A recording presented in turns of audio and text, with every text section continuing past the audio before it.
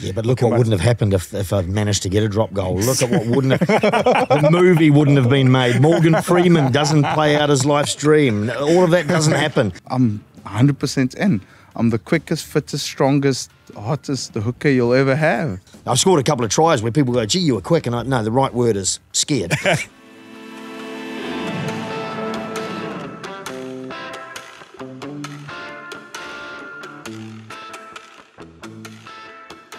Hello and welcome to the official Rugby World Cup podcast brought to you by Asahi Super Dry, the official beer of the Rugby World Cup. Now, a South African, a New Zealander and a Scotsman walk into a podcast studio in Marseille. But it's not a joke because we're getting to the business end of the tournament with Schalk Brits, Andrew Mehrtens, and a man that Fabien Galtier got a plane on all the way to Glasgow to drag Johnnie Beattie back to the south of France by his cauliflower ears. And he hasn't left. Look at him sat there with an Asahi, his shades on. He knows how to live their life. Burning. The Scot is burning. Welcome to Marseille, gents. Thank you. Schalk, Johnny, thanks for being on time. Andrew, what's your excuse? Where have you been? Do you even know what day it is? No, I'm hallucinating already 4 weekends in. It's fantastic, but I don't even know what city we're in. I can tell it's not the north of France because it's too hot, so I'm assuming that's the Med out there, isn't it? Nice to be here. Plus, I straddle a few camps too. New Zealander, obviously, but born in South Africa, lived 10 years in Australia, now trying to probably get a French passport at some point as well. So I'm hedging my bets everywhere. You're arguing that it's harder to be an ex-player than it is a current player during a World Cup. It is. It's arduous. If the current players think this is tough going through this period of playing and training through the World Cup, wait till they get to the afterlife and they run into blokes like this daily, going about their business, doing corporate events and doing broadcasting and stuff like that, and then catching up for the occasional beer, which never ends at being a beer. It's a couple. So, yeah, it's grueling, I'll tell you that. Whilst you don't know what day it is, these two here, Schalk and Johnny, is it true that you're having a nice romantic stroll back along the coast after being at the game last night, South Africa, Tonga? Is that true? That is true. You were papped. It's all over the L'Equipe paper this morning. No, definitely not. I had my 3 boys here and the missus. Oh. And it was quite a family event, I would say. The atmosphere, apparently, was amazing. Oh, it was incredible. I was there with Bobby Skinstad and Warren Brits, a couple of former Springboks as well. Thanks for the invite. Yeah, next time. There's only so many spaces in corporate. Under 18s, the family wasn't invited next time. But I think just the way the Frenchies got behind it, the sort of neutral and going for the underdog as well. The Marseillaise is sung in all the stadiums, and French rugby's on a real high with the national team flying. So there's been a real buy-in from the public. They're there in numbers, and they were supporting the Tongan team last night, which is incredible. Probably Tonga's best performance as well. Yeah. But the atmospheres across the board in every single of the host cities, every single 9, has been exceptional. So last night, another one was phenomenal. Well, it was quite amazing just walking to the game. Oh. It was like people playing South African music in pubs in France, in Marseille. I was thinking, wow, they're getting behind this World Cup. And it was just a great experience walking down to the game. Everybody's happy, no issues. Probably the only issue is too many beers and too many cold ones, but it was good. It's been a pretty good sort of responsible environment too. Like I was over in Bordeaux, I think, a couple of days ago, and people were talking about how the Irish had been there, and late at night they'd never seen such partying as they saw from the Irish till 4 a.m. But they reckon the Irish cleaned up after themselves, took all their glassware away from in the streets and stuff like that. So they were very, very impressed over there. And I love the underdog thing that the French have really embraced. They were all over Fiji against Australia, and they've got them through, and then Fiji's turned up the next week and played against Georgia. Yeah. And initially the French are still on the Fijian side, but suddenly the Georgians are showing a lot of heart and a lot of spirit and tackling themselves to a standstill. And suddenly it flipped, and the French have all gone, right, damn the Fijians, the Georgians are the underdogs, we're on you guys tonight. And they rode them through. It was unbelievable. And then last night I was at Australia-Portugal, Well, same thing, they're behind did Portugal. you, be honest, did you go to Australia-Portugal as a New Zealander just in case Portugal beat Australia? No, look, I'm kind of trying to be everyone's friend. In fact, that's why, after what the number of losses I contributed to for the All Blacks, that's why I can't live in New Zealand. I'm always trying to live in Australia or France or England, or look what I've done for those teams over the years. But look, it's sad to see Australia have underperformed in this tournament. And as a New Zealander, you know that our kind of futures are entwined in rugby. We need to kind of be strong together as well. Not against necessarily anyone, but New Zealand rugby does need Australia to be strong. It's a bigger economy and that sort of thing. So while it's fantastic to see the Fijians at this stage look like they're going to qualify, barring some sort of debacle against Portugal, it is tough to see the Australians depart. That's why they kicked out the South Africans. Is that official? I don't know. Oh, look, yeah, I was We don't need positive. I was positive about South Africa leaving Super Rugby because I just thought logistically it was ridiculous for all the teams and for South African teams as well. Yeah. I love our history with South Africa, with the All Blacks, whether it's Springboks or in Super Rugby, but it just wasn't practical for anyone. But in saying that, you got to say that rugby, not having the much more physically dense South Africans and that real strength of rugby has, in a way, weakened the Super Rugby competition because it's all moving the ball around, which is great, looks fantastic. But when it comes to the nitty-gritty, we're potentially underprepared up against these big, bulky teams. You two can have a chat about that over a beer maybe later on. Should we get back to the World Cup? Just one thing on the South Africa-Tonga game last night. At the end, both teams coming together. Very special. And I know we say it a lot, but it really is what rugby's about, isn't it? It was lovely. Yeah, I guess that is the beauty about rugby if you compare it to any other sports. It is, although you try to smash the living crap out of each other for 80 minutes, afterwards you have a beer together. They prayed after the game and they probably had a couple of cold ones. And that is what rugby is all about. It's absolutely fantastic. I would ask you about South African performance, but actually the only topic anyone wants to talk about at the moment is Lebok Pollard. Yeah. To be fair, as a current world champion, Schalk, you know, like, I can understand a hooker being replaced by a fly half back in your day because you could probably have played fly half. I mean, you played. I wanted to play fly half. I know, we noticed when you played. I also love the fact that you just timed your World Cup run. You've got 15 caps over 34 years for South Africa and just came back for the World Cups, didn't you? Yeah, the big thing people must understand, and this is for all the young ones, the more you pass the ball to the bigger guys, the longer your career is. It's not a short stint. Make sure it is as long as possible. You compound your interest rate, you compound your money over long term, not short term. Says the oldest World Cup winner of all time. Yeah, but that happened quite weirdly though, because I did retire officially. I had my last training session, my last benefit dinner, I had my last game, won the premiership, done. I was in Ibiza with the missus and the kids, spending some time, quality time, looking forward to the next step of my life. And it was 10 o'clock, 11 o'clock at night, and I was drinking a couple of mojitos, room service, as you do, kids in bed. And then I got a text message from Rassie, and it's weird. He asked just an Afrikaans text message. All he said is your line finished? Direct translation. But it's like, do you still want to have a go? And I thought it was Vincent Koch having beers, and so they had a training camp in Cape Town. I said, yeah, I'm 100% in. I'm the quickest, fittest, strongest, hottest hooker you'll ever have. And after like 3-4 messages of replying, taking the piss out of the messages, my wife, the lawyer, the conservative one said, are you sure it's not Rassie? I said, Glinda, I'm 38 years old. He could have pulled me in way earlier. There's no chance it's him. And then I picked up the phone, 1 o'clock in the morning, and Rassie picked up, and that's how I got back into rugby for another 18-month stint. So it's amazing. Intelligent move, though, isn't it? You'd say smart. Intelligent move having your testimonial before you retire, because then you take that compound interest you're talking about as well, but then you can do another one a couple of years' time. 100%. Unfortunately, I never did the second minute for dinner. I felt too guilty. That's good farewell. Yeah, it's literally... That's an incredible story because you go on to win the World Cup. Yeah, look, the interesting part when we got together, Rassie he is very precise in his planning. And the interesting part, none of the coaches has done that previously. We came into the first meeting, we played actually England in a test series in South Africa. And he had all the games planned out till the final and said, okay, you're going to play here, you're going to play here, you're going to play here. This is what we're going to try. And the aim wasn't actually 2019, it was this World Cup. So he said, nobody can turn a team around in 18 months. We're going to have a proper shot at it. This is what we're going to do. We looked at different KPIs to make certain that our probability of winning.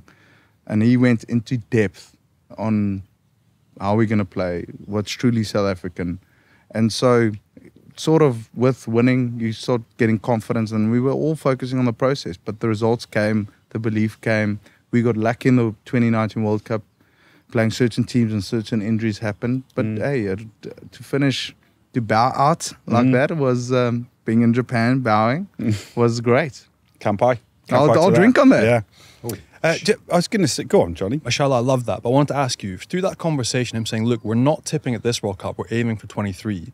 And those KPIs, what was it in those conversations that he thought you didn't have enough in the tank to win the competition, but you ended up smashing and winning? He referred it to experience. He went and said, okay, fine. This is the past winning World Cup squads. This is how many test matches they've had. We don't have it. We don't have the experience. We don't have time. And unfortunately, with a team like that, you need time together to build, understand each other's... That's what Eddie Jones is arguing about this current Australian Well, that's why they're going home, I guess. It's quite brutal, but I mean, there is some great players you could have taken with. Yes, I know he's building for the next World Cup in Australia, but you want that experience. If you you guys can say, if you under pressure, you just want a guy that's been there and done that before. Andre Pollard hasn't played, and how many months he hasn't played. He got on the tee yesterday and just slotted those 3 pointers. And the one thing I think we lacked against Ireland, we didn't take our opportunities, but we didn't build scoreboard pressure. And if you don't build But they must have known that before the World Cup started. They would have known they would needed a goal kicker, no? Well, it's. I thought the strategy would have been different. Like if you take the New Zealand game at Twickenham, the strategy was different. Yes, we're not going to take the 3 pointers when it's at offer. We're going to kick into the corners, and that's why we went for 7-1 split. Then I thought we're going to do exactly the same with a 7-1 split against Ireland, but then we went for the points, where you can get territorial advantage, get that lactic acid in the legs, scrum more. But yet we went for the points, and unfortunately, our kicker weren't at target. Should we ask one of the best kickers of all time, and Andrew Mehrtens, what he thinks? Second highest point scorer. I mean, Dan Carter, whatever. You're the man, exactly. really. Yeah. What are you saying on this Leboka Pollard situation, Andrew? I don't know. I wondered if it was just masterful coaching. You know in a World Cup you're going to have injuries. You know you're going to be able to replace players. Did they know? We've seen it with New Zealand as well. Brought in Ethan Blackadder, and you know there's going to be some attrition on the way through. You've got a senior guy who's got comfortable in his position and suddenly gets a little bit of a jab, doesn't get picked, but he's ultimately going to turn up at the business end of the competition. Maybe it was all that, but yeah, I think look, Lebok's a fantastic player, an exciting player. Andre Pollard's just awesome. I mean, already a World Cup winner, proven success. I mean, I'm surprised to hear that 2019 wasn't necessarily the focus, because I remember in 2015 looking at that semi-final, the Boks just lost at Twickenham to the All Blacks, and they had like the up-and-coming locking combination. You know, All Blacks had established Whitelock and Retallick, but you guys with Diaga and Etzebeth, who were clearly only a year or two away from sort of being at their peak. The next World Cup, they were always going to be dominant.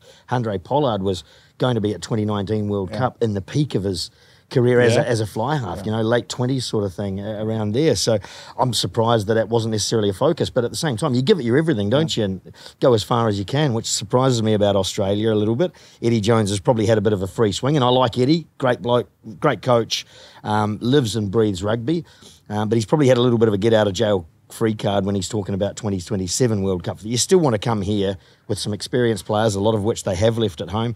You can't wipe out and start rebuilding for the next World Cup at a current World Cup, can you? 100%. So it's just interesting to hear different teams' perspectives on it and stuff. But every World Cup team that's won has done it through experience, like you say. You know, from the 2003 England team, the amount of experience was in that team there was phenomenal.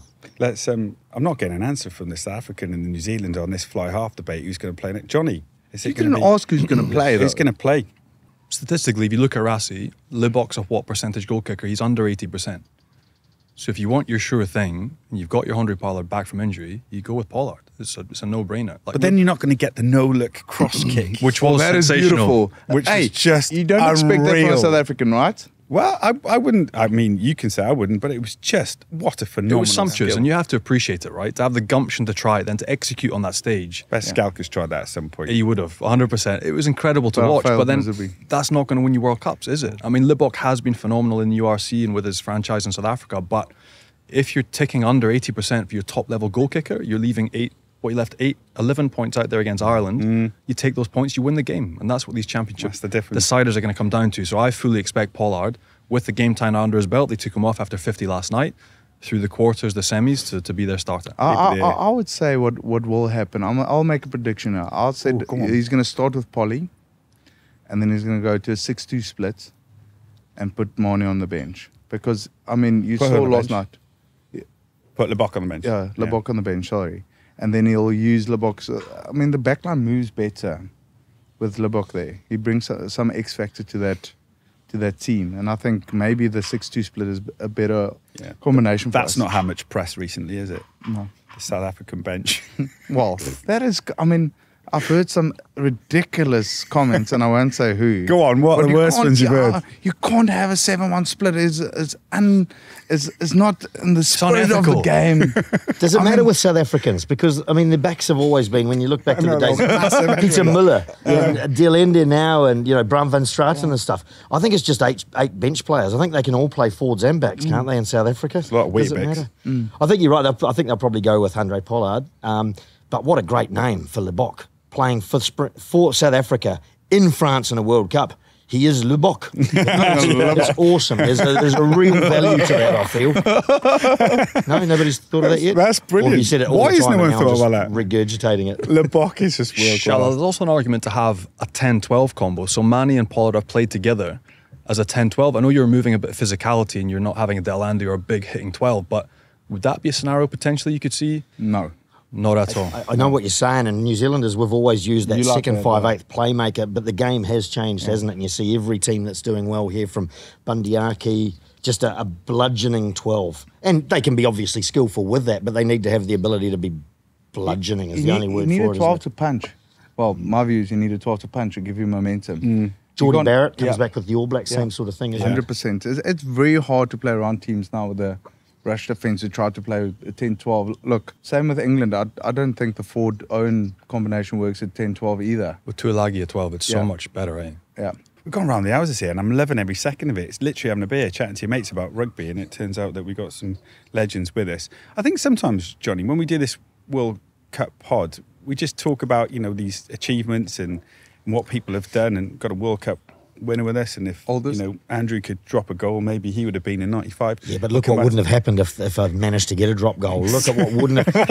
The movie wouldn't have been made. Morgan Freeman doesn't play out his life's dream. All of that doesn't happen if I'd just been thinking about myself and New Zealand. Selfless. It was selfless, mate. You're right. I'm a giver. Yeah. I can't imagine what that must be like for you, because you're right, it kind of changed the complexion of not just rugby but sport, really. Well, you can get away from it sometimes until people bring it up again. I did see Joel, actually, a couple of nights ago. He was commentating. Actually, it was probably last night. Oh, my goodness. And it was nice to see Joel. So sometimes with these guys, it's only every 4 years that you run into one another, and it's always nice sort of reunion. Always have that little tinge when we sort of go in for a cuddle, probably the most physical, time we ever actually. Neither of us made many tackles, did we? But we go in for a big hug, and I've sort of got that little part of me going, if there's any sharp object here, I can just can't do it. He's still there. Too good a bloke. Yeah, but the point I was making, Johnny, is it's the dream. It's amazing. I know that you've got your own history with the World Cup. Yeah. You? What memories of World Cups? But exactly. So like 38 tests, but every single game was in between. So either injured, not selected, torn quads, non-picked. Look at the world champion just laughing at you. I know, smug. South African. He's not going to change. But that's my point. It could have been so different. It could have been. And that's where, again, we're very lucky. I'm lucky to live here, to get to enjoy it from a commentary and just be here to enjoy it with the family as well. But you have to be philosophical, right? Like 38 tests, you got to travel the world, you got to South Africa, Argentina, all these different corners representing your country. I had other dreams as well. Wanted to play for the Barbarians, wanted to play in France, and you can't have everything. So that was the one thing for me that was missing, was not getting to World Cup, but you can't do everything. But when you get to the stage, like I did 3 of the preps, injured in 1 and not selected 2, like it's heartbreaking. And you just want to go and take that step to be there, represent your country, and be part of, potentially for Scotland this weekend, a huge game. Like imagine that for Scottish fans, travelling everyone back home. Let's talk about that. Oh, it could be epic. Is it the end for Scotland on Saturday, or are they going to surprise, is it fair to say, a few people? Well, they knew coming in, didn't they? It's the cruelest pool. You had number 1, number 3, number 5 come into the tournament, all playing each other. You also had to play Romania and Tonga, so everyone knows looking for bonus points again, those two, and then it's a shootout between the top 3 teams. Scotland have already lost the initial game against South Africa. Oh, this is good, by the way. Johnny knows all the permutations. Oh, mate, you're throwing me under the bus. Every single. It's a mind-blowing scenario. The easiest one is that Scotland have to beat Ireland and not leave them a bonus point. So Scotland have to get 4 points from the game, not give Ireland a bonus point at that 1 point. So you have to win by 7 or more. And that hasn't happened for Scotland since 2001. You have to go back to foot and mouth disease. It's 20 plus years ago. So it's a big challenge. And Andrew is still playing then almost. I had that. I thought it was foot in mouth disease. Been chronic all my life, but sorry. But that's it. So they've known it's the cruelest of pools. You have to knock over one of the big 2 teams. And that's the chance they get this weekend in Paris. It's not going to be easy, but they'll prep away quietly and they'll try and throw some punches, shoot some shots and see where they go. Are you but confident? Mate, it's going to be difficult. He's sitting on the fence. He is, yeah. He's not saying a yes or no answer. He's giving all I think that's like every guest we've had on the pod. I've said who's going to win it, and they're all a little bit unsure this year, which is brilliant for the fan, isn't it? Because we are unsure. But it's not beyond them at all, is it? Scotland. I mean, how many times have we seen them win the Calcutta Cup over the years against a stacked England team where nobody really gave them a lot of chance? It's not beyond them. On the performance against South Africa, which wasn't wonderful, and saying that South Africa controlled the game, you wouldn't say they're much of a chance. But in 4 weeks, how much they've learnt and how much they've applied themselves in preparation. It's also a completely different style of game, right? So potentially the Scottish game is more suited to playing against Ireland. The South African power game we couldn't cope with. So the scrum pressure came second period, scrum penalties, the blitz defense we didn't manage. Ireland don't play that way. But you have to stand back and appreciate the work that they do, the detail and how they're set up by Andy Farrell and the coaching team. They are sublime to watch. I'll tell you what, but first 20 minutes of that game on Saturday. It was, although we lost the game, that gave me sort of a bit of satisfaction, I would say. What, Ireland? You're talking about Ireland? No, I'm talking about this Saturday, actually. Just the first 20 minutes. Based on You're South Africa Ireland. No, it's fine. It's all right. Get him back under that leaf. Yeah, Get him in the shade. It's a guy's throwing the ball around, trying to look pretty. I want the physical things, right? It's going to be pretty, but unfortunately the games are won in the tight 5. Saturday's not going to be pretty, that first 20 minutes. You're either Ireland, naturally Scotland. pretty or you're not, aren't you? So if you're not naturally pretty, don't try to be, you know? How did you play fly half and he played hooker all your careers? And he just looks wonderful, Andrew. What's gone on there? Genetics, I think. Is it? Look at him, you were born in South Africa. And some skin products and stuff. People like Phil Kearns, another hooker, Australia. Beautiful. wonderful complexion. There are just some guys have it, and you know, it's obviously care goes into it, some maintenance, but there's the natural genetic angle as well. Is that what it is? Hey, yes, unfortunately. South Africa. Clearly, I'm just from rugged breeding. Real tough, hard mongrel. bloke. Do you know, Johnny, can you confirm or deny that it could be a South Africa-New Zealand final now, couldn't it? It could be. Mate, there's so many different ways. So yes, so it could be. So the quarterfinals and then the crossover from the semis. Yeah, happen. that's what's confusing us. Yeah. That's the confusing bit for everyone following. Luckily, this is the official Rugby World Cup pod, and we know exactly what we're talking about. Yeah. But it could be, Andrew. They weren't really never part of the conversation, the All Blacks, were they? But they did have a quiet week after the loss against France. What's it been? What have you seen this week with the All Blacks? Are they back to where they are, the confident, free-flowing players that they are? It's hard to judge because Italy, I think, was poor. Yeah. Some of that was obviously the All Blacks making them look poor, but I don't think the All Blacks will have taken much out of that game, and that there just wasn't the same pressure on the All Blacks as you'll get from France or South Africa or probably most other teams. Yeah, Italy was disappointing. And saying that, the All Blacks were impressive, and I think really they've gone away and been able to work without a lot of noise around them. As soon as they lost to France, coming off the back of having lost to South Africa at Twickenham, the talk went away from New Zealand. The talk had been away from Ireland even coming to the tournament, which I thought was dangerous. Yeah.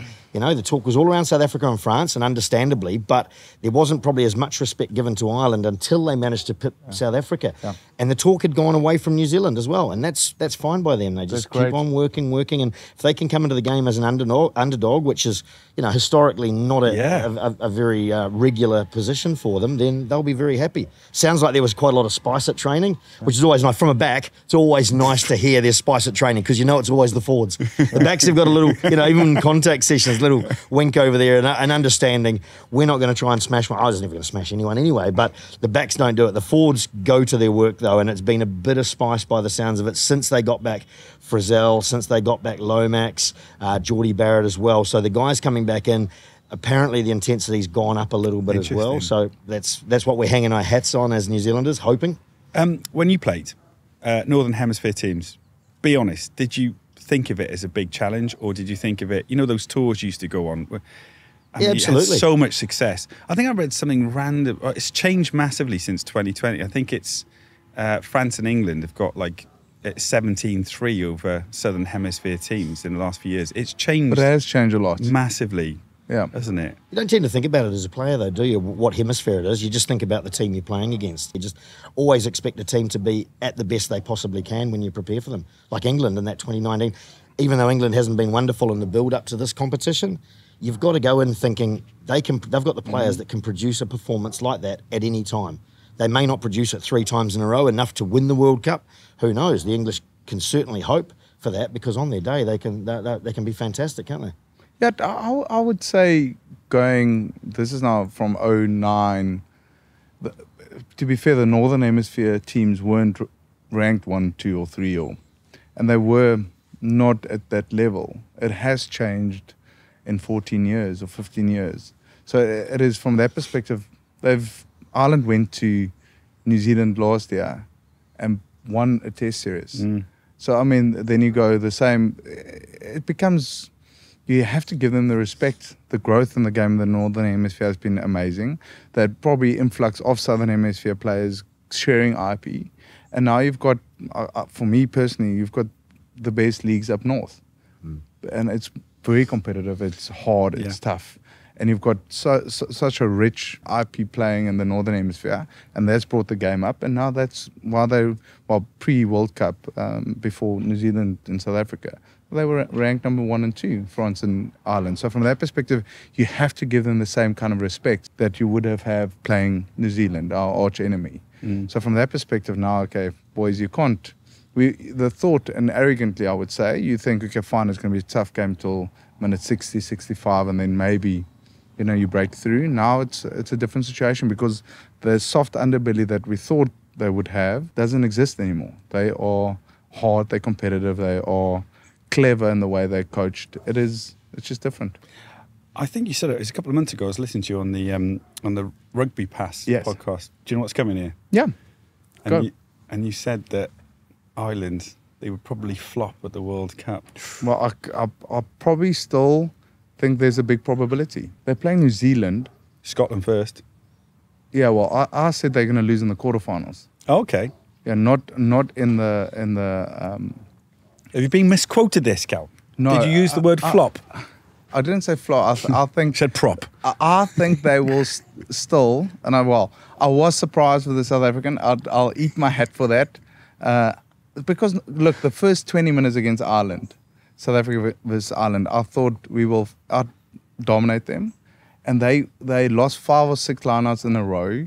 They went to shorter lineouts, and Andy Farrell and that coaching team has done wonders with that team. They gave them belief. I've heard they've spoken about, yes, let's talk about the elephant in the room. We haven't gone further than a quarterfinal. Let's talk about it. And for a coach to go and say, listen, let's get the monkey out of our back. Let's talk about it. What do we need to change? How do we have to improve to get that monkey? And they've got the capability to win a World Cup. I still think it's hard. You can believe it or not. If there is, it's like the South African cricket team. They've never won a World Cup. During World Cups, they're fantastic. But it is, I'm dishing my own countrymen here. But it's hard to get that to actually go and win it. Yeah. It's a different thing. No, a lot of people have talked about that on the pod. And actually, will the pools make a difference, Johnny? Would you rather be like an Ireland who just game after game being challenged, coming in proper ready, or maybe an England, they talk about that easier route? Where would you rather be? I'd have that easier route. I think the problem for this side of the France, South Africa, Ireland, New Zealand, Scotland is what state you're going to get to. What state you're going to be in when you get to the final. How deep How is many your you squad? got left? Well, essentially. But not just that. And he's playing his best side every game, week in and week out. Now, that is hard to go. I mean, people probably won't like this. South Africans won't like me saying this, but South Africa had quite a hard and easy way to the final in 2019. Look, we played Japan quarterfinals, we played Wales semi-final, and we played England final, where England had to play Australia, New Zealand, South Africa. Now, on consecutive weekends, get yourself up and we all know we played with injuries and a bit of soreness when you go into a game. Well, not me. I only played 15 test matches, but At number 8. yeah, and number 8. Yeah. But the point is to play your best squad week in and week out is hard. And that's maybe, it's a strategy that Andy's taking on. I don't know if that's the right strategy, but we've swapped. New Zealand has swapped. South Africa swapped to keep the team morale up, to keep the players fresh. I don't know about Scotland. They just go on their own thing, I guess. Maybe we'll see this weekend. But going back to your point in Ireland, just to pick that back up, what is it that you think they're lacking? Because number 1 team in the world, yes, there's the mentality of not having been through semis and finals previously, but they've won that big test series in New Zealand. They've shown different things, different qualities. What is it that you think they're lacking compared to a South Africa or a France or a New Zealand that have been there regularly? What do you think that they're lacking? What makes you think they can't win? The one thing that I thought pre-World Cup was the grit when it go and get stuff. I thought Johnnie will pull out, and I was very surprised that he didn't. Top tackler. Yeah, he was actually Is he older phenomenal. than you now? Sorry? Is he older than you? Is he? He's 30 No, years not old? yet. Not yet. Well, You're still the oldest. I winner of don't rugby. know if he wins. Ooh, if I they wonder if win. he's older than you if he wins. That- Side note, Karen. I will try to kick him before. Be chatting when to the they get boys to in the the final. semi-finals, Yeah. I'll someone to kick him. Yeah, but so from that perspective, I must say, and credit You to paid the Ireland. Namibians to get rid of Dupont, so maybe so. Are you talking to the Scots this week? Unfortunately, there's How not much? a lot of Africans in this quarterfinals and finals or semi-finals. But yeah, it's for me in the beginning. I thought it's just being there and done it before. It's hard to get that monkey off your back. Really? Do you think it's that important, that It experience? is very important. Wow. That is fascinating, isn't it? Coaches, obviously, play a part in that in terms of confidence. Very different characters in your home nations. Ian Foster, quite quiet. Good coach. Don't know much about him. Tell us everything. Should have been sacked. Yeah, it was. I mean, that win in Johannesburg supposedly last year saved him, and I didn't think the Springboks played very, very well in that game. No, they I mean, didn't. You saw the difference between how they belted the All Blacks in the first test, Yeah. and then it changed markedly. So it had the effect of saving Ian Foster. He's had a lot of players come out and speak in his support. That was well before there was an actual rival, you know. So you're always probably going to come out and support Yeah. your coach. I don't know. It's hard to know until unless you're actually in the system. I've Must always be- liked must Ian be Foster. weird for him Played knowing against that- him. He Yeah. just didn't have a huge track record in Super Rugby with the Chiefs or really anywhere, and he'd come through as the anointed successor to Steve Hansen, anointed by Sir Steve Hansen as well, which may prove to be one of those ones where someone likes to look better after the next guy doesn't look as good. I don't know. But He had a plan. yeah, it's just look. I don't know if I've seen New Zealand, because we don't have the same resources as other countries quite, you know, and rugby's no longer as dominant as it was in the New Zealand sporting landscape. We've got to maintain our innovation. That's the only way we can stay ahead. We're not bigger and stronger than any other team. Yes, we've got a significant Polynesian element which brings dynamic, you know, play and things like that, and our skills have probably been ahead of the rest of the world for sort of the last 10 or 15 years, just our skills from 1 to 23, being able to tip the ball on. But I'm not sure I've seen an improvement and an evolution in the team in the last 4 years. But In he saying knows that- he's not going to be there. Yeah, That's and then look, in weird as saying well. that, they've come back after having played. I'm definitely not trying to make excuses for the All Blacks. No, But no. What I would say as a New Zealander is the hope that, you know, players can't maintain a peak for 12 weeks. When do you want to be peaking? You want to be peaking from the middle of October, assuming you get to the quarterfinals. But in that pool, I think, and certainly after what we saw against Italy, the All Blacks could assume to be in the quarterfinals. So maybe they don't really mind whether they lose to France in the opening game or not. But they may have been. They got run away from in the second half against both the Boks at Twickenham and France in that opening game. The hope as a New Zealander is they were in a training session, a training segment, where they were doing stuff that was designed to be refined and what do you call it with bodybuilders? I wouldn't know, obviously, but you know how they trim up and as it comes up to competition time, and the All Blacks are kind of the taper, same. Targeting mid to late October, let's hope that the kind of the leg weariness or being run away from, because fitness has always been a big part of the All Blacks game. Let's hope that was part of as a New Zealander, that was part of what contributed to those losses. And so I think they're starting to hopefully. Well, that's get what England strides. did. Yeah, yeah, true. England, well, Elliot pushed them in the pre-World Cup games. Elliot Walters, is it? Yeah. Yeah. Welsh boy, see? Yeah, Welsh boy, Knows his great. fitness. And he was our fitness guy in 2019. Yeah. And by all accounts, they were pushing the boys to the max. Well, wasn't really focusing on the games. There's a rumour that Wales hadn't picked up a ball in the first couple of warm-up games, you know, because they were just focusing on defence, kicking it away and practicing the defence, because Gatland knew what his team needed. Their defence had been pretty porous throughout November internationals last year, and that's rich coming from me criticising anyone's defence. But throughout Six Nations, it didn't have any integrity, that Welsh defensive line. It certainly has changed, and it shows how, in 12 months you can do something as a new coach. Again, Australia came in, nothing to do with Eddie's ability or whatnot, but just making that change 5, 6, 7 months ago, where realistically they only had a handful of games in the middle of the year to prepare. Wales is now showing that, after those initial, poor performances, they've picked up. So we always say Donny Gatlin knows how to get the best out of his players. So you got, Ian Foster, maybe a bit quiet in there, and then you got Rassie. What's one of your favourites? Look, if you can, I don't know if you've watched Chasing the Sun. Absolutely. But there is definitely a lot of it's brilliant. Creative. What an insight. Yeah, there's a lot of creative talking going on there.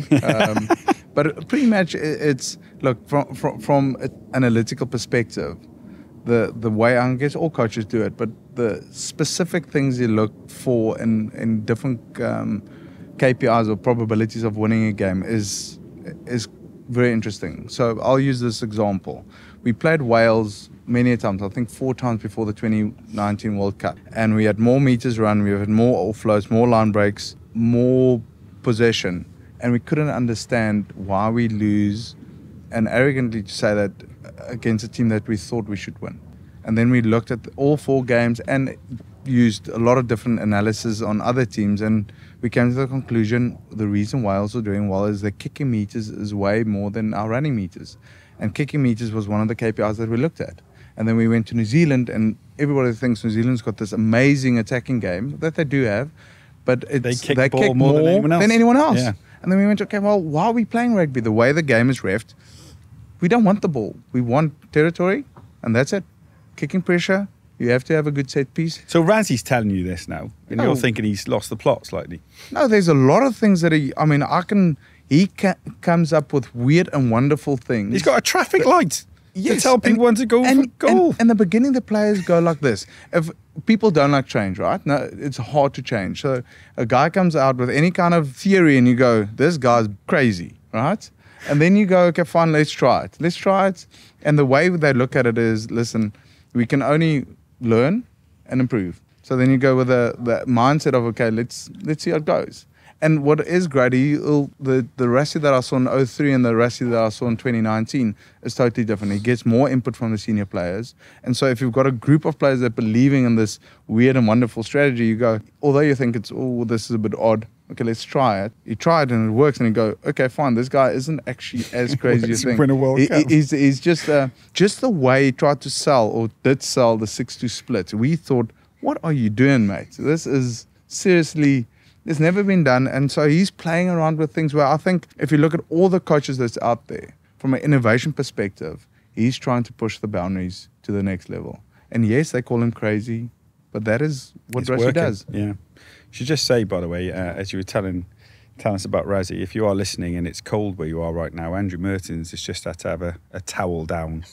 You know it's going to be a hot podcast when they provide towels and cold beer to... Yeah, I'm just worried about the underboob sweating. That's going right. It's on a mid-shot. That's why I wear white. I told you. What's bad? You're all right. You're Eden Park. Look at you, Johnny. More French than the French. Light blue for Johnny. Light blue. You sit on dangerous choice. Listen, as Schalk has just accused you of, I know you're sitting on the fence for this Ireland-Scotland match. Just quick thing to pick up on for our Scottish fans. There was talk about dropping Darcy Graham for this game. Yes. For who? For Steyn. No. So good. I was going to say it, like talking about going mad. I mean, Stuart Hogg would be calling for that. He'd be sweating now that both those boys are close to knocking down his try-scoring record for Scotland. So you've got Darcy Graham and Duhan van der Merwe now closing in really quickly. But then that's because they're set up nicely. It's an attractive way they play. Wow, look, Darcy Graham for me is exceptional. His speed across the ground, his change of direction. His try-scoring tally now is, you're talking in the realms of Joro Kokokos and Jonah Lomus and Cheslin Colby's. Like, it's exceptional. We're not, the biggest... most destructive nation, but the fact that we managed to generate that space for him when he finishes, he's exceptional and great fun to watch for kids as well, all shapes and sizes. He's one of those pocket rockets that's phenomenal for the game. Yeah, Scotland's great to watch anyway. Yeah. The way, you have to have some guts to carry that ball that much.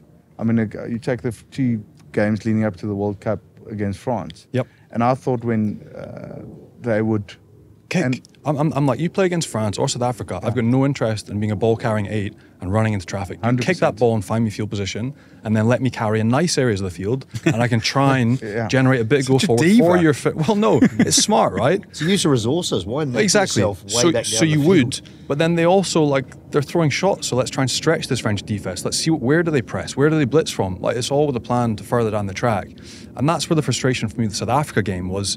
We didn't show anything. We ran straight into a blitz defense that got clobbered. But if we can be better, like Tonga were actually better last night. They got to a second receiver, skipped the last Springbok defender, found space, and Scotland didn't manage that. So that's what you're trying to generate, and the space that we need to find is for your Darcy Graham, your Duhan van der Merwes, who ball in hand are some of the best in the business. So I'm looking forward to it. It's a different style of game.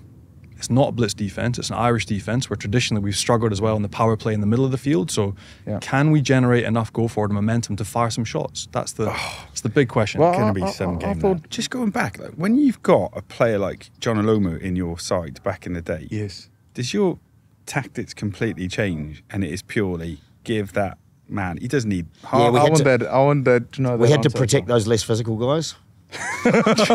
So that's when I'd put my hand up and try and take as much responsibility. No, we missed 4. I mean, we wanted to get the ball to Jonah as often as possible. We didn't want to try and get the ball to him when he suddenly got 3 defenders on him at the same time. And inevitably against South Africa, they had a lot of motivation to tackle Jonah. You know, as they're very proud of telling us he never scored a try against South Africa, but other guys around him scored tries because he took a lot of attention. But it's a fine balancing act. Get the ball to him as soon as possible, but without being just so predictable that you let all the defence run off onto him. We did get and this shows my age, we did get a fax of good luck before the World Cup final in '95, where all New Zealanders were sending in these fax messages and then would pin them up round the wall. And one little boy, I think in rural North Island, New Zealand, sent through, hey All Blacks, rugby's a team game, so all of you pass it to Jonah. And sometimes that sort of looked like what the tactic was, just get it out to him. Was he really that amazing? Probably the best rugby player I've ever seen? Oh, he was phenomenal. I mean, you know, just for ball in hand, just the way he would make defenders quake. Maybe not South Africans, you don't quake at anything, but just the nervousness and that was the attention that he got from South Africa because I guess he did make defences nervous. But yeah, phenomenal. I've never seen really people try and put in place specific defensive measures just to counter one single player. And that was pretty much just putting as many bodies as you could together in a condensed space to try and stop this truck running through you. But I saw him in training. That was when I started thinking, and I somehow lasted 10 years without actually getting out. But I started thinking, I'm in the wrong sport here. Yeah. He'd go off one step at some of those drills and he'd knock over big, tough blokes like Richard Lowe or Sean Fitzpatrick. He'd send them flying off one step at training. And he was a kid then, back then, right? Yeah, he was. And we didn't know he was going through the health problems that he did have at the time. He was just a big guy. And when he was at his leanest and able to play at his best, he was just phenomenal. And he had such speed that sometimes it's easy to forget about the speed that he had. I mean, we've seen so many players from every country over the years and stuff like that. So as a New Zealander, I always feel a little bit self-conscious talking so much about one guy, but he was phenomenal. He deserves it. Yes, he's incredible, wasn't he? And the athlete's one thing, but did you have an appreciation, or how long did it take to understand the fact that he really became a cultural icon as well for rugby, like globally, like absolutely phenomenal. It was quite good. From that 95 World Cup tournament on, we were quite conscious of that because we avoided the crowds.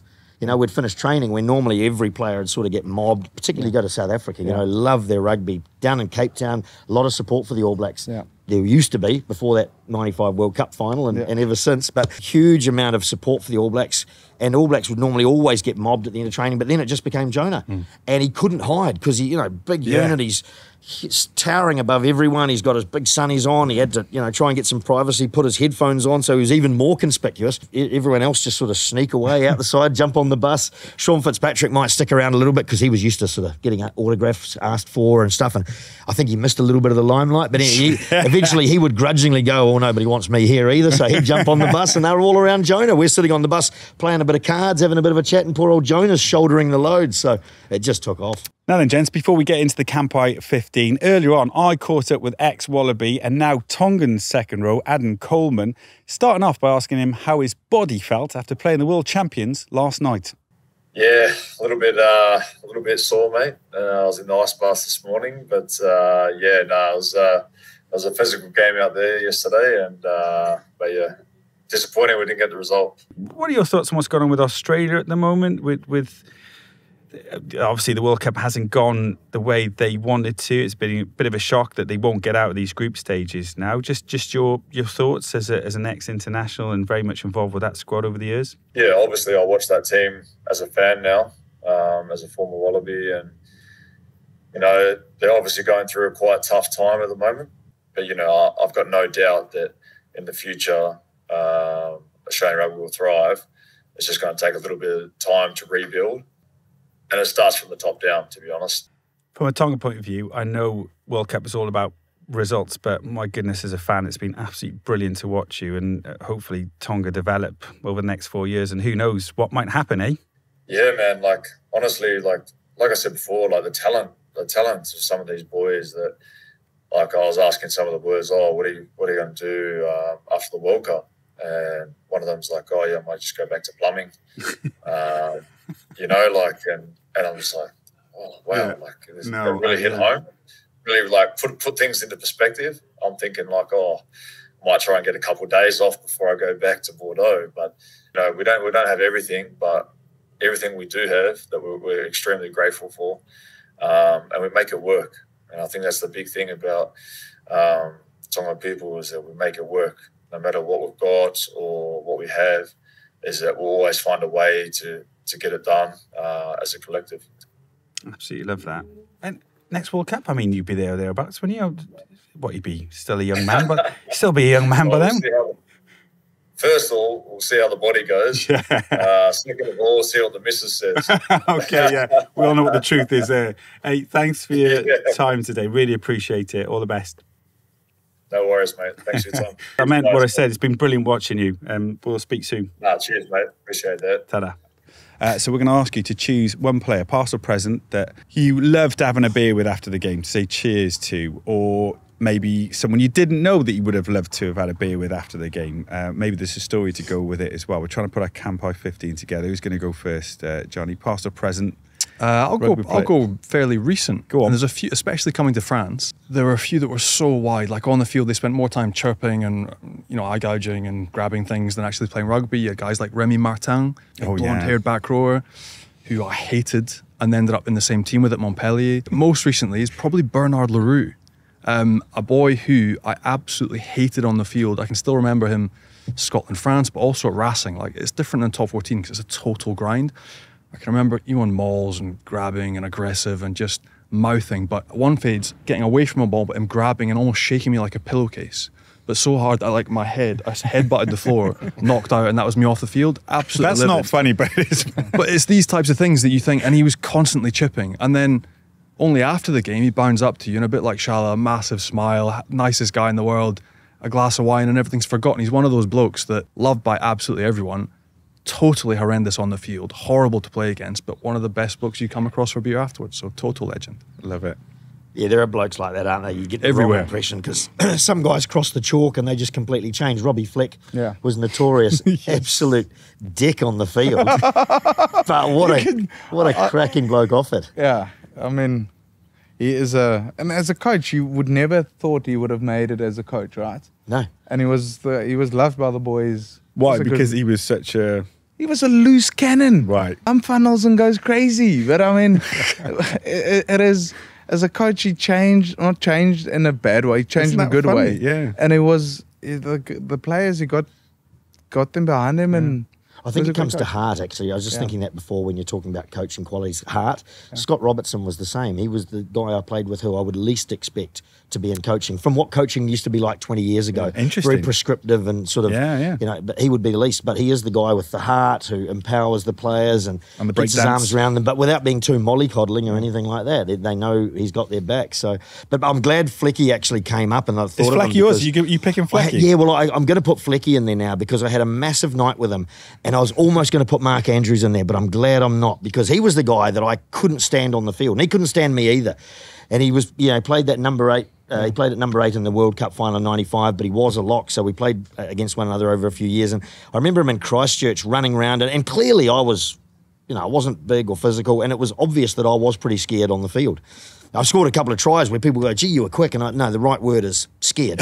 But I remember Mark Andrews running around in Christchurch at Lancaster Park and shouting out, I can't believe how scared you are. And I was like, well, that's no secret. That's no secret at all. You're not telling me anything. And you know what? You're a massive bloke. You're not that tough either. I couldn't stand Mark Andrews over the years. And people would say to me, the South African boys I loved catching up with Rassie after the game. And they'd all say, he's a great bloke. You've got to have a night with him. And I would avoid him. And one night I couldn't avoid him, and it was 99. And we'd got tipped out of the semi-finals in the World Cup by France. South Africa had been beaten by Australia, sort of beaten at their own game. Larkham kicks the only drop goal of his career and puts South Africa out. Yeah. So we had to play that horrible game, the third and fourth playoff, which I think Steve Hansen once described as like open mouth kissing your grandmother. It's just, nobody wants to do it. And we've played this game on the Thursday night, and it was a rubbish game. No one wanted to be there. But then as losing semi-finalists, we had to go to the World Cup final dinner and watch Australia and France get all the accolades and whatnot. And at that night, we turned into a little bit of a disgrace. South Africans and New Zealanders pulled together through a mutual loathing of being there. And over the course of that night, ended up with Robbie Fleck and Mark Andrews had the most fantastic night, and Christian Cullen and Mrs. Cullen as well, who had this biggest night. We had this huge night in Cardiff, fantastic night with Mark Andrews, who I'd never thought I'd ever have a beer with, but also with Robbie Fleck. So he's the one I want to put in the team, actually. Oh, that's world class. I'm in tears here. Awesome. Right, come on, Schalk, who's your... Two South Africans that I really hated playing against, and that was Bakkies Botha and Schalk Burger. Bakkies, for one particular reason, he runs onto the pitch, he prays, and he probably prays that God will forgive him for what he's about to do. And the first game I played, this is a club game, got in the scrum. It's obviously in Marseille now, I can hear the sirens. Yeah, literally the first scrum, bah, open up, doof, off I go. Second, come back, stitched up, nice, go on it. Was 2 scrums later, boom, other eye, open up. And I went, after the game, I went to Bakkies. I'm like, Bakkies, what? Why would you do this? He said, sorry, Scala, sorry. And then actually had a couple of beers afterwards. I've got stitched up and we have a couple of beers again. I thought, okay, this guy isn't a big, but I said, please don't do that again. No. You're going to ruin the face. Not the money maker. And then Schalk Brits is literally Jekyll and Hyde. He's the most calm, pleasant guy to be around. And we've played 4 Saracens, 4 Springboks, 4 couple of games we played against each other from school days to we played together varsity, but then I went away to play for the Lions back then. But he was just he would tackle everything. Some people got good technique and you get smashed. He just arms, legs, head, knees kind of thing. Just awkward. But to have disregard for his body, wasn't it? You would have played against him, Johnnie. Ridiculous. Yeah, tough, eh? He's a nightmare. And the thing is, he's big, but he's bony. Yeah. Schalk was great. I'd never played Barbarians as well. One of my regrets, along with you, Johnnie. But I played one game that was the fundraiser for the tsunami in Indonesia. And all the Super Rugby teams had to contribute one player. And Robbie Dean sent me from the Crusaders because he wanted to get rid of me for a couple of weeks. And I was fine with that. And so there was, Phil Waugh and George Gregan, I think Chris Latham from Australia.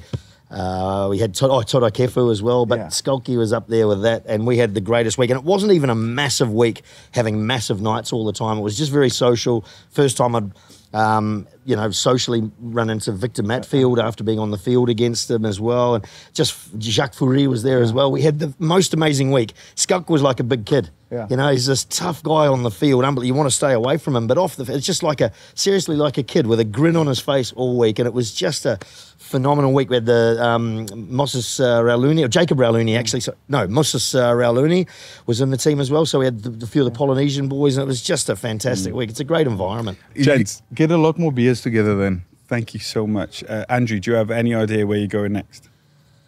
On a train, I know that much. If I can get on the train and it's the right time at the station, then I'll know wherever I'm ending up, I'm supposed to be there. Schalk, where are you going next? Back to the kids. We do a bit of south of France, but I can just say thank you for putting us in the sweat box. This is Philippe Saint-André's third home in Montpellier, just so you know. As you well know, Johnnie, where are you going next? Couple more records this afternoon, and then back to home for me, still the southwest of France. So back to Biarritz Airport tomorrow. First time I reckon I get to see the kids and the missus in 3 weeks. Introduce yourself again. Exactly. Mend those bridges. And then go away again. Exactly. Be absolutely useless, then come back. Who's going to win the World Cup? I'd love to see the French. Andrew? Oh, I've got to say New Zealand. Sorry, Second. the All Blacks. You're right, the All Blacks. Okay, sorry. If if not the All Blacks, who? I think South Africa. That was a clever way of asking, Schalk. I like that, yeah. And what are you saying? One of my two teams. Yeah, the same. Same? No, look, for World, of course, South Africa I would love to win. First, only New Zealand's done it back-to-back. That would be cool. I mean, how much time do I have? 2 seconds. Just a quick answer is a good Okay, answer, quick. I think. In this. New Zealand, South Africa want to win. If not South Africa, it would be great that either France or Ireland wins it for World Rugby. That was a ridiculous answer, but I loved it. I'm all sitting on the same. fence. After I've dished the Irish loved from it. the word go. There you go. Big thanks to Schalk, to Andrew, and to Johnnie. You've been listening to, and you've been watching the official Rugby World Cup podcast brought to you by Asahi Super Dry, the official beer of the World Cup. Please, please, please leave your comments below, and we shall see you next week.